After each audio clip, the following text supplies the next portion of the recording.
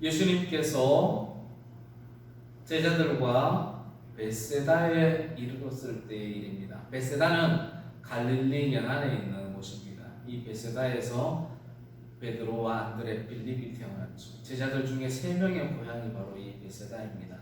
또 우리가 알고 있듯이 이 베세다 빈들에서 그 유명한 오병이어의 사건이 있었습니다. 그러니까 베세다 사람들은 다른 건 몰라도 오병이어 사건만큼은 대부분이 알고 있었던 겁니다.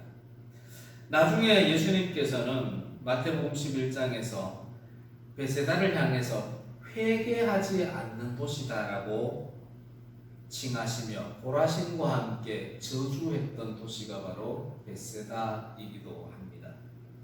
이렇게 예수님과 제자들이 베세다에 이르렀을 때 한 맹인을 데리고 오는 친구들이 있었습니다. 24절 말씀에 보면 맹인이 말하기를 나무 같은 것이 걸어다니는 것을 본다라고 이야기를 합니다. 다시 말해서 이 맹인은 태어날 때부터 보지 못한 것이 아니라 인지 상태가 상당할 수준까지는 사물을 볼 수 있었고 어느 순간에 사고나 질병으로 갑작스럽게 실명하게 된 그런 맹인이라는 소리입니다. 이 맹인보다도 사실은 맹인 친구들이 더 대단한 겁니다. 친구들이 이 맹인을 예수께 데리고 온 겁니다. 예전에 오병이어의 기적을 행했던 예수님, 얼마 전 에바다 사건을 드러내신 에바다 기적을 일으키신 예수님이 이 친구 맹인도 고쳐주실 것이라 믿고 친구들이 맹인을 예수께 데리고 온 겁니다. 그리고 예수님이 손만 대면 다 낫겠다라는 믿음을 가지고 예수님께 나아온 겁니다. 보통 때 예수님이라면 그 자리에서 네 믿음대로 될지어다 하면서 고쳐주실 텐데 이번에는 예수님께서 그 자리에서 고쳐주시지를 않습니다. 손을 붙잡고 베세다 성 밖으로 데리고 나갑니다. 보통 예수님의 옷자락만 만져도 병이 낫는다 그랬습니다. 믿음을 가지고 있는 사람은 예수님의 말씀만 들어도 병이 낫습니다. 그런데 예수님이 이 맹인의 손을 붙잡고 성 밖까지 나가는 동안에도 이 맹인의 눈이 뜨여지지가 않습니다.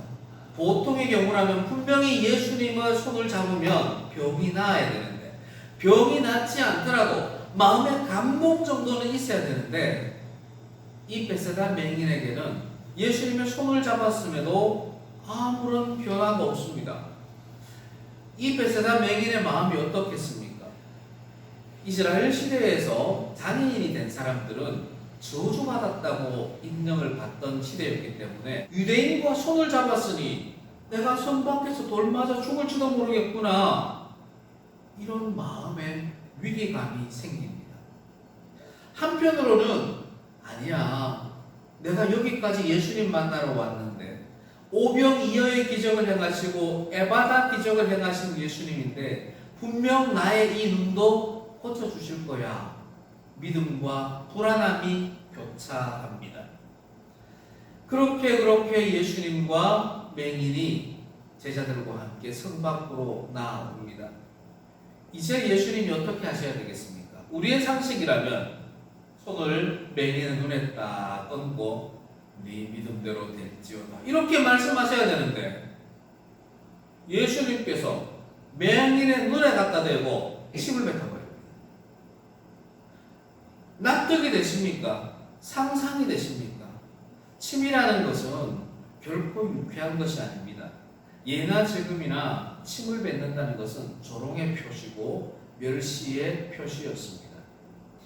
예수님은 채찍질 당할 때도 침뱉음을 당하셨습니다. 사람들은 예수님을 향하여 침을 뱉으며 때렸습니다.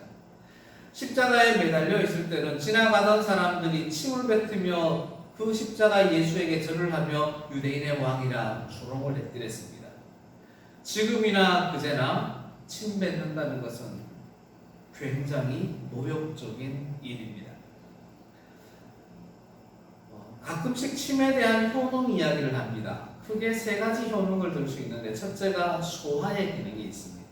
둘째로는 윤활유의 기능을 합니다. 셋째로 바로 면역 내지 치유의 기능을 하는데, 우리는 지금도 응급결에 어디에 물리면 침을 발라서 그 물린 곳에 바르기도 합니다. 심지어 다리에 쥐가 나도 침 발라서 코에 붙이기도 하죠. 요한복음 9장 말씀에 보면 예수님께서 실로암에서 기적을 행하셨죠. 그때는 침을 사람 눈에 직접 뱉은 것이 아닙니다. 땅에 뱉어서 그 땅에 있는 흙을 침으로 이겨서 그 침을 가지고 실로암 맹인에게 붙였습니다. 그리고 실로암가에 가서 씻으라 했을 때 깨끗함을 입었죠. 마가복음 7장에 나오는 에바다 사건은 귀 먹고 말 더듬는 사람이 있었는데 혀가 굳어 있었습니다. 그래서 예수님께서는 예수님의 손에 침을 뱉어서 그 혀가 굳은 사람의 혀에 침을 갖다 붙여서 에바다 한 겁니다. 그래서 혀가 풀려서 자유롭게 말을 하게 되고 귀가 열리게 된 사건이었습니다. 그런데 오늘 본문 말씀은 너무나 충격적으로 예수님께서 침을 예수님의 손에 붙인 것도 아니고 땅바닥에 뱉어서 진리 흘리는 것도 아니고 맹인의 눈에 바로 침을 뱉어버리신 겁니다. 보통 사람이라면 그 자리에서 다 떠나버렸을 겁니다. 심하면 주먹질을 날렸을 겁니다. 예수님의 손을 잡았습니다. 그런데도 맹인의 눈이 뜨여지지 않았습니다. 이번에는 예수님이 그 맹인에게 침을 눈에 뱉었습니다. 그랬는데도 맹인의 눈이 뜨여지지 않습니다. 아무런 변화가 없습니다. 예수님을 만지고 예수님의 침이 내 얼굴에 묻었는데도 나에게 지금 아무런 변화가 없다. 그럼 맹인이 어떤 마음이 들겠습니까? 이 사람이 나에게 침을 뱉는 것은 나를 죽이려 하는 거구나. 나를 모욕하는 거구나. 이렇게 생각할 수 있습니다.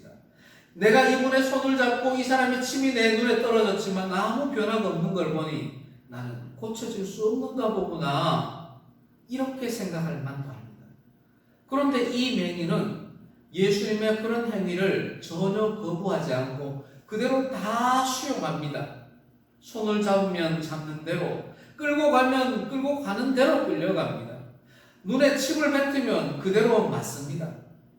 왜 그렇게 했겠습니까? 저항할 수 있음에도 아무 저항하지 않은 것은 그래도 그의 마음에 예수님이 나를 고쳐주실 수 있어, 고쳐주실 거야 라는 작은 믿음이 있었기 때문입니다. 그 맹인은 예수님으로부터 나간 이런 모욕적인 행위를 참았습니다. 예수님의 입장에서는 이 맹인이 은혜 받을 준비가 되었다고 판단하십니다. 이제 드디어 예수님께서 본격적인 치유를 베풀어 주십니다. 예수님께서 그 침 뱉은 맹인의 눈에다가 손을 대십니다. 터치하십니다. 고치기를 원하고 손을 대었습니다. 그러면 100% 완전하게 고쳐줘야 합니다. 그런데 놀라운 일이 일어납니다. 사람이 보이기는 하는데 나무 같은 것들이 왔다 갔다 하는 것이 보입니다. 예수님 완전하게 안 보입니다. 예수님이 나의 눈에 침을 뱉고 손을 얹어 안수해 주셨지만 제가 완전하게 안 보입니다. 예수님, 이게 어찌 된 일입니까? 지금 맹인이 완전하게 치유되지 않은 모습을 말씀이 드러내고 있는 겁니다. 예수님께서는 맹인의 눈에 두 번째로 터치하십니다. 그제서야 맹인이 밝히 완전하게 보게 됩니다. 예수님은 왜 말씀만으로 눈을 보게 해주시지 않으셨을까? 왜 예수님은 그 벳세다 성 안에서 고쳐주시지 않으시고 굳이 성 밖까지 그를 데리고 나왔을까? 예수님은 왜 굳이 그의 눈에 침을 뱉으셨을까? 예수님은 왜 처음 손을 대었을 때, 터치했을 때 그 맹인의 눈을 깨끗하게 치유해 주지 않으셨을까? 이런 의문을 가지게 됩니다. 첫 번째 터치의 결과로 완전하게 치유되지 않는 경우가 있다는 것을 우리에게 보여주시기 위함입니다. 예수님이 손을 잡고 예수님이 침을 뱉었지만, 예수님이 안수했지만 완벽하게 보지를 못하고 어렴풋이 보게 되는 때가 있다는 것을 우리에게 가르쳐 주시는 겁니다. 이 자리에 계신 저와 여러분들은 예수님께서 이미 첫 번째 터치를 행해 주신 그리스도인입니다. 우리는 주님의 손길을 느끼며 감격해 했던 첫 번째 터치를 받았던 사람들입니다. 오늘 맹인이 어렴풋이 나무가 걸어가는 것처럼 보듯이 우리의 첫 번째 터치가 있었음에도 불구하고 우리는 연약한 믿음으로 인해서 어렴풋한 믿음의 사람이 되어 있을 때가 참 많습니다. 어렴풋하게 믿음을 가지다 보니 세상의 시련과 유혹이 올 때 세상 사람들보다 더 빨리 넘어지기도 합니다. 어렴풋한 믿음과 어렴풋한 터치 때문에 혼란스러울 때도 있습니다. 자존심에 상처를 받기도 합니다. 가끔씩은 주님의 그 첫 번째 터치를 외면하고 거부하고 싶었던 때도 있었을 겁니다. 그럼에도 불구하고 우리는 주님의 첫 번째 터치 속에서 살고 있는 그리스도인입니다. 감사한 것은 그냥 한번 터치하시고 대강 보는 걸로 놔두지 아니하시고 완전하게 볼 수 있도록 두 번째 터치까지 행해 주셨다는 겁니다. 예수님이 만져주어도 안수해 주어도 아무리 여러분 가까이에 다가와도 우리는 연약한 인생이기에 완전히 온전히 주님을 바라볼 수가 없다는 것을 주님은 알고 계시기 때문입니다. 그래서 주님께서는 또 한 번 터치를 해주십니다. 사랑하는 성도 여러분, 주님께서는 첫 번째 터치로 우리를 선택하시고 하나님의 백성으로 삼으셨습니다. 우리는 그 첫 번째 터치만으로도 감격해야 하고 감사합니다. 우리는 예수님이 우리를 처음 터치하신 그것으로 말미암아 예배당에 나와서 믿음의 형제자매들과 함께 하나님을 예배하는 힘을 얻게 된 겁니다. 우리는 첫 번째 터치에 만족해서 그때의 터치를 회상하며 그때로 돌아가야지가 아니라 오늘 본문에 나오는 맹인의 모습처럼 두 번째 터치를 바라며 살아야 합니다. 첫 번째 터치가 말씀으로 여러분들에게 임하셨던 것처럼 두 번째 터치도 여러분들에게 말씀으로 임하십니다. 그 말씀의 터치를 분별할 수 있어야 합니다. 사랑하는 성도 여러분, 우리는 예수님이 맹인의 손을 붙잡고 저주받은 땅 벳세다를 벗어나서 첫 번째 터치가 이루어진 그 맹인처럼 우리는 죄악된 저 땅에서 벗어나서 그리스도인의 모습으로 주님의 몸된 교회에서 첫 번째 터치를 받은 백성들입니다. 우리는 이곳에서 주님의 말씀으로 역사하시는 두 번째 터치를 끊임없이 체험할 수가 있어야 하겠습니다.